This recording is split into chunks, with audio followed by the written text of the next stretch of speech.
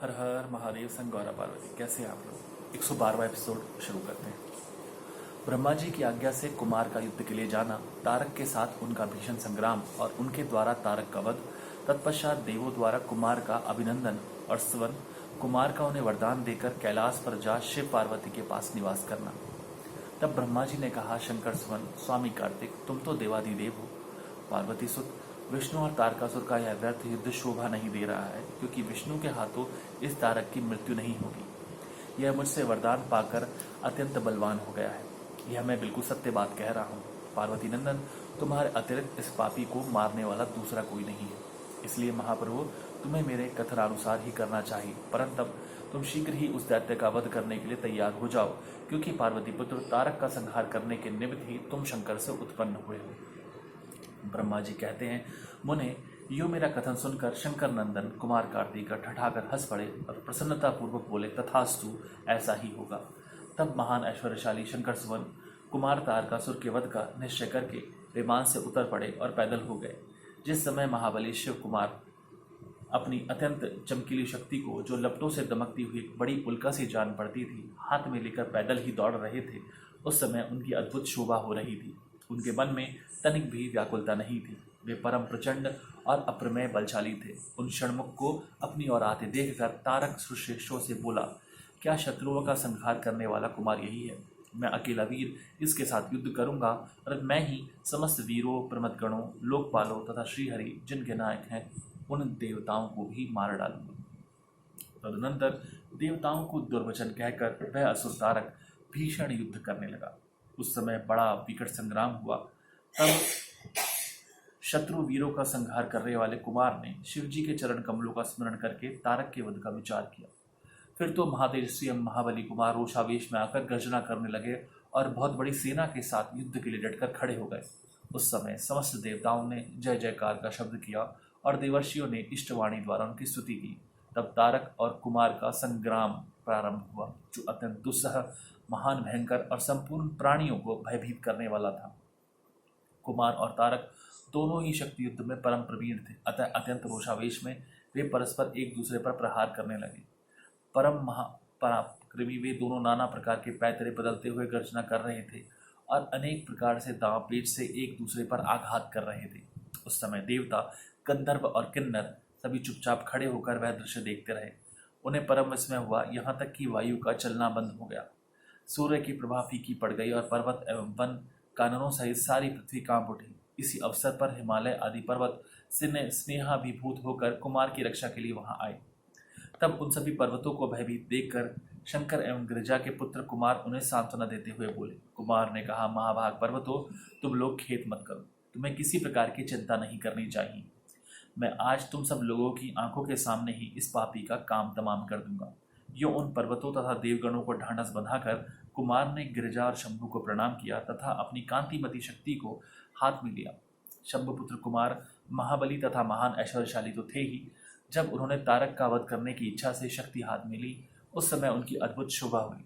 तदनंतर शंकर जी के तेज से संपन्न कुमार ने उस शक्ति से तारकासुर, जो समस्त लोगों को कष्ट देने वाला था, प्रहार किया।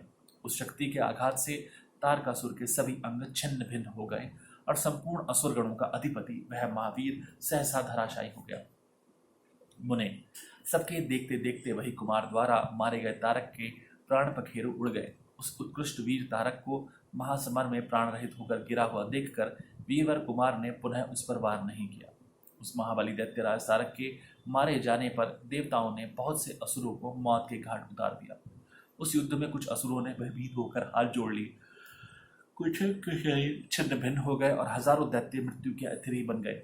कुछ शरणार्थी दैत्य अंजलि बांधकर पाही पाही रक्षा कीजिए यो पुकारते हुए कुमार के शरणागपन्न हो गए। कुछ मार डाले गए और कुछ मैदान छोड़कर भाग गए। सहस्त्रों दैत्य जीवन की आशा से भागकर पाताल में घुस गए। उन सबकी आशाएं भग्न हो गई थी और मुख पर दीनता छाई हुई थी। मुनीश्वर, इस प्रकार वह सारी दैत्य सेना विनष्ट हो गई। देवगणों के भय से कोई भी वहां ठहर न सका। उस दुरात्मा तारक के मारे जाने पर सभी लोग निष्कंटक हो गए और इंद्र आदि सभी देवता आनंदमग्न हो गए। यो कुमार को विजयी देखकर एक साथ ही संपूर्ण देवताओं तथा त्रिलोकी के समस्त प्राणियों को महान आनंद प्राप्त हुआ। उस समय भगवान शंकर भी कार्तिकेय की विजय का समाचार पाकर प्रसन्नता से भर गए और पार्वती जी के साथ गणों से घिरे हुए वहां पधारे। तब जिनके हृदय में स्नेह समाता नहीं था, वे पार्वती जी परम प्रेम पूर्वक सूर्य के समान तेजस्वी अपने पुत्र कुमार को अपनी गोद में लेकर लाड़ प्यार करने लगी। उसी अवसर पर अपने पुत्रों से घिरे हुए हिमालय ने बंधु बांधवों तथा अनुयायियों के साथ आकर शंभु, पार्वती और गुह का स्तमन किया। तत्पश्चात संपूर्ण देवगण, मुनि, सिद्ध और चारणों ने शिवनंदन कुमार शंभु और परम प्रसन्न हुई पार्वती की स्तुति की। उस समय उपदेवों ने बहुत बड़ी पुष्प वर्षा की। सभी प्रकार के बाजे बजने लगे। विशेष रूप से जयकार और नमस्कार के शब्द बारंबार उच्च स्वर से गूंजने लगे। उस समय वहां एक महान विजयोत्सव मनाया गया, जिसमें कीर्तन की विशेषता थी और वह स्थान गाने बजाने के शब्द तथा अधिकाधिक ब्रह्मघोष से व्याप्त था।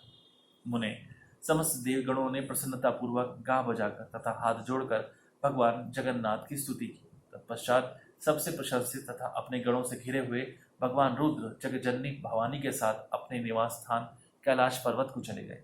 इधर तारक को मारा गया देखकर सभी देवताओं तथा अन्य समस्त प्राणियों के चेहरे पर हंसी खेलने लगी। वे भक्तिपूर्वक शंकर सुमन कुमार की स्तुति करने लगे। देव, तुम दानवश्रेष्ठ तारक का हनन करने वाले हो, तुम्हें नमस्कार है। शंकर नंदन, तुम बाणासुर के प्राणों का अपहरण करने वाले तथा प्रलंबासुर के विनाशक हो। तुम्हारा स्वरूप परम पवित्र है, तुम्हें हमारा अभिवादन है।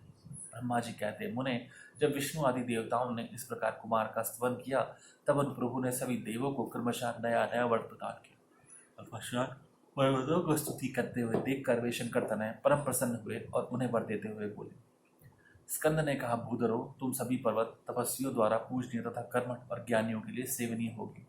ये जो मेरे माता महा नाना पवर्तशेष हिम्बान हैं, ये महाभाग आज से तपस्वियों के लिए फलदाता होंगे।